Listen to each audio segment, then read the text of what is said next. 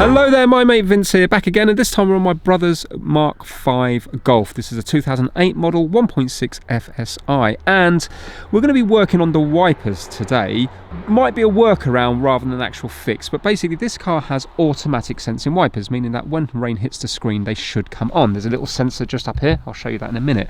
That sensor also works for the automatic headlights as well, but even when this car was new, it was always hit and miss, but now it seems to be more miss than hit. It will work occasionally, but for example, it can be a summer's day and it can be really sunny and the lights will be on.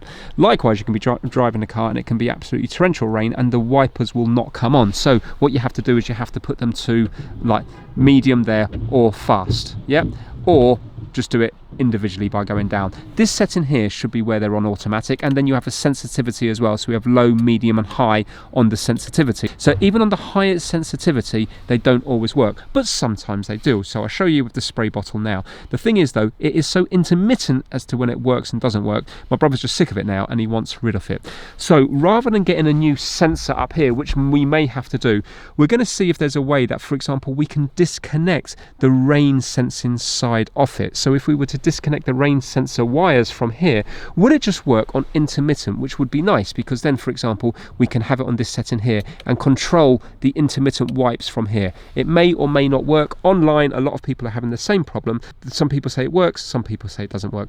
If that doesn't work by disconnecting it, then we might try to get into the software of the car and actually see if we can disable it. And then if that doesn't work, it looks like we probably will have to replace that sensor there.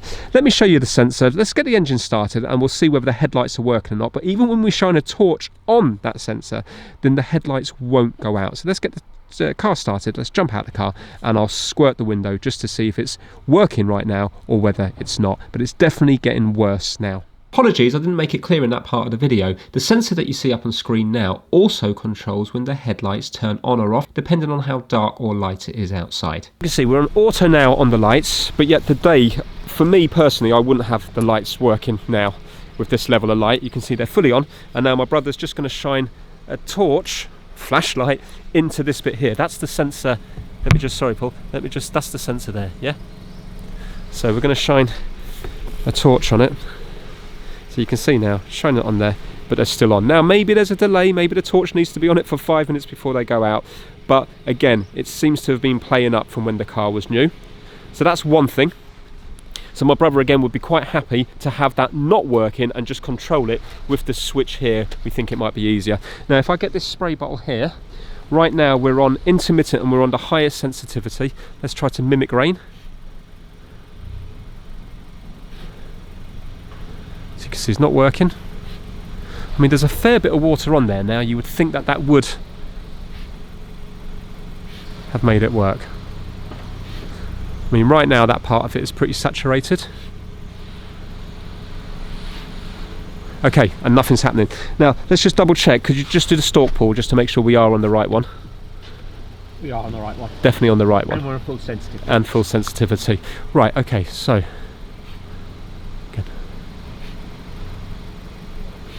can you see now, I mean, right now from the inside, if that was all over the windscreen, you would want it to be working. So something's definitely not right with it. But then other times it can work. I mean, look at that now, it's actually dripping. Right, I think we've kind of proved now that that's not working as it should. So we're going to try to remove this here. In fact, you can already see that it looks slightly damaged here, but then I mean, maybe that's why maybe the light's leaking in there or something, and maybe it's not getting a true reading. I think this is just a cover though. I think that's all done internally.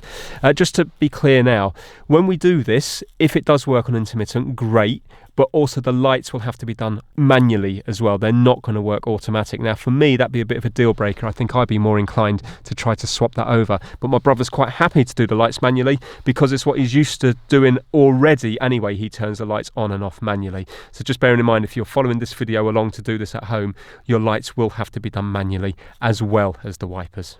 Right, we've just turned the car around for the privacy of the neighbours. Now, this is the thing that we're going to have to try to get into to disconnect the wire to see if that will work. So can you see here, there's like a line going down the middle here, and there's a line underneath as well. So this part has to come off to the left, that part has to come off to the right. So we're going to try to pry it open and then separate it. It's going to be held in with annoying clips. I'm sure there'll be a few breakages along the way. So yeah, let's get started. Should be fun.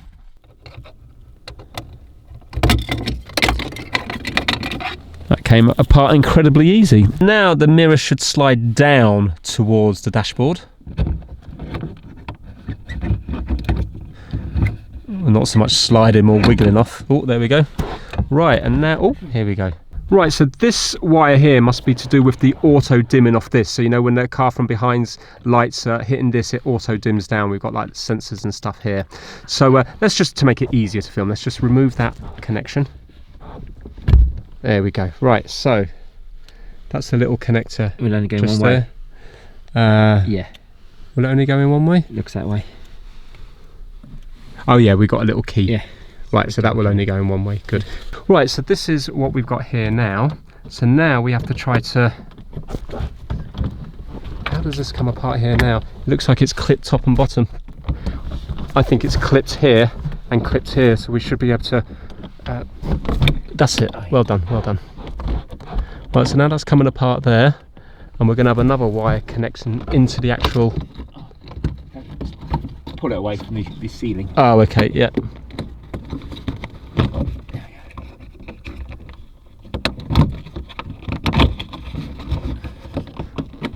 So we need to separate the two halves really, don't we? Oh yes. Pull it out of the bezel thing, whatever it is. Oh, okay. So this is like to neaten it up where it meets the fabric of the headlining, and then you've got a top half and bottom half of the plastic. And then if you have a look here, can you see that there's another wire now going in to this connection here? So if we unplug that, you've tried to do it, Paul. This little thing here is a bit of a nightmare to come out, but you can see that there's a little hole just here. So what you have to do is just put a screwdriver in there, tiny little screwdriver in that bit there, and then it will pull out easy. So I'm just going to get my brother to do that now. So Release the tab. There we go. there. Yeah, incredibly hard to film again, but basically there's a tiny little notch sticking out there, and that notch doesn't push in unfortunately, but you can widen this bit up there. So that's now disconnected. So what we're going to do is, I mean, it looks like it's a shame that this middle bit can't be, but I wonder if the middle bit can come out and then leave the outer bit on the car so the new one doesn't, you know, if we have to get a new one so it doesn't have to be glued on. We're going to just see if it's possible to remove that bit, because then that really would be an easy fix just to get a new one. I mean, it's only going to work again hit and miss like it was when it was new, but it should work better than it does now. Now this is interesting. Look when my brother wiggles it. Look what's happening to the kind of the white diamonds. Can you see? They're kind of coming and push it in and out, Paul. That's it. That's it. Look at this. See, they go black. Look at that. So there must be some sort of weird gel or something. Or I wonder, as condensation, should they all be black maybe? And I thought they were black and white. Maybe they should all be black and some sort of condensation's gone in there. Maybe that's why it's not working properly. Look, can you see we've got a bit of white bit on that one now?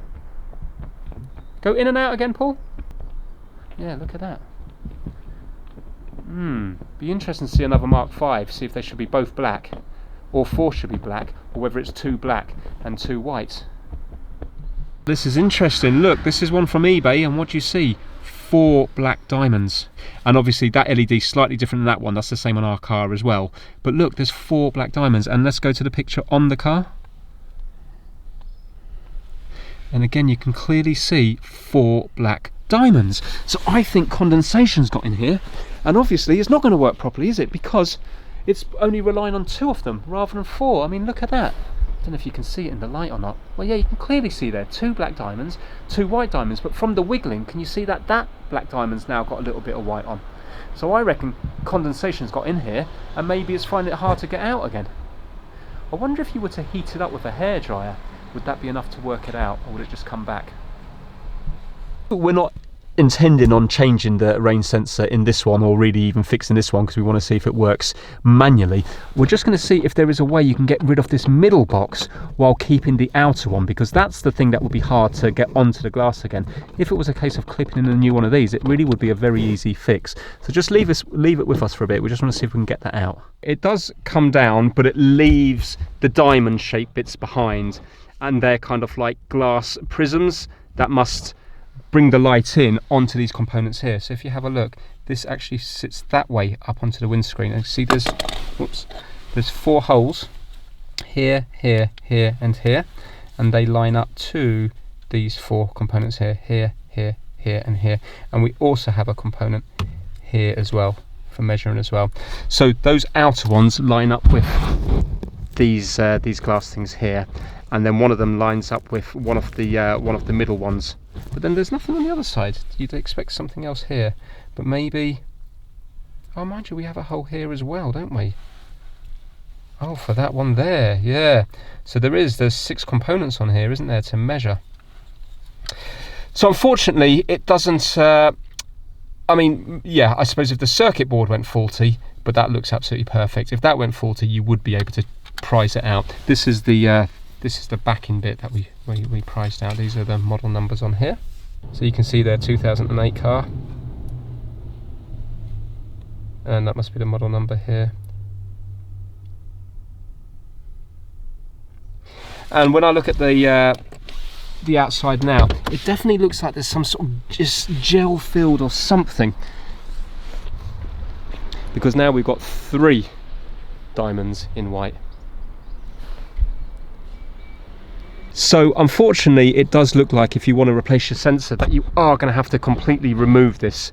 So what I mean, at home I've got some like metal wire and then like fishing wire type stuff, and you'd be able to kind of saw your way through that. But yeah, I wouldn't say it's the easiest job to get the replacement one back on there, but obviously it is possible. We're just going to go down the route now of connecting up the mirror back onto here, so it should still dim when the lights come from behind. And we're going to see now what happens to the rain sensor. Will it work on intermittent manually, or will it not work at all? Now looking closely here, there is actually a notch taken out on both sides, but one is perfectly in the middle and one is a little bit higher.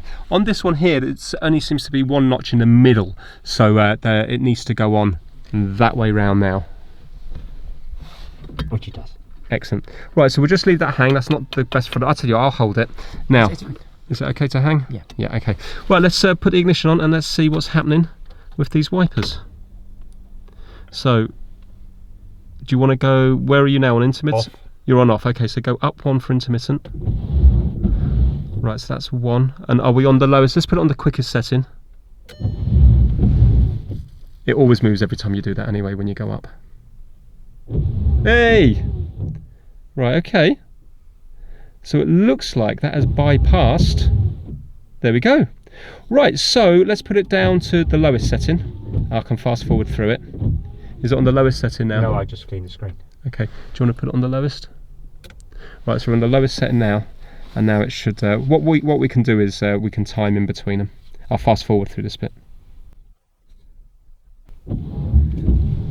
Excellent. So we don't know how long that is, but maybe 30 or 40 seconds. But what we'll do is we'll time that now. So there's 3 different intermittent speeds. It does seem to work. Ooh, whoops. There's more than 3. No, there's only 3. 1, 2, 3, 4. Oh, there's 4 speeds. I thought there was only 3. Right. Okay. So let's work out the time difference between each of them. Okay, so we've done it 4 times on each of them, so it's pretty reliable. So on the fastest setting, it is 5 seconds in between wipes. The next setting, 10 seconds. That one, 17 seconds, and the slowest setting, 25 seconds in between wipes.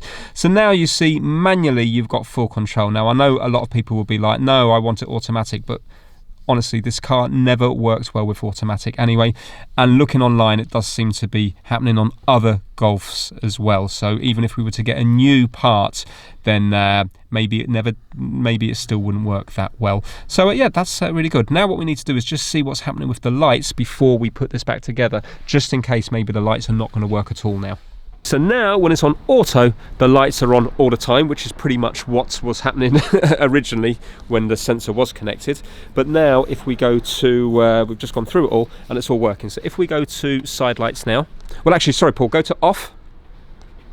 Right, so this is off, now do side lights. You can see that comes on.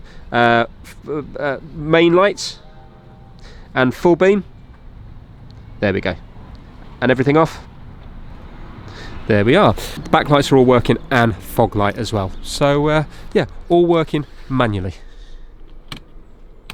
Right, so we're just going to put it all back together. We are going to put this back on, just somewhere to put it. There should be plenty of room in the thing up here to have it, to have the wire disconnected. So that just clips back in like so. And now what we've got to do is we've got to clip this back on from the bottom going up, and then we need to put the two covers on this bit here and the two outer covers on this bit here. Guys, we need to undo this connector again because it needs to feed through this hole here for this to go on. So the connector needs to go through this bit, and then you need to put the mirror on. Bubblegum fights on the third floor. Comedy specials at 8. Fishing rod in the quiet view. The what I caught wouldn't be big enough for you and I, and say I did great.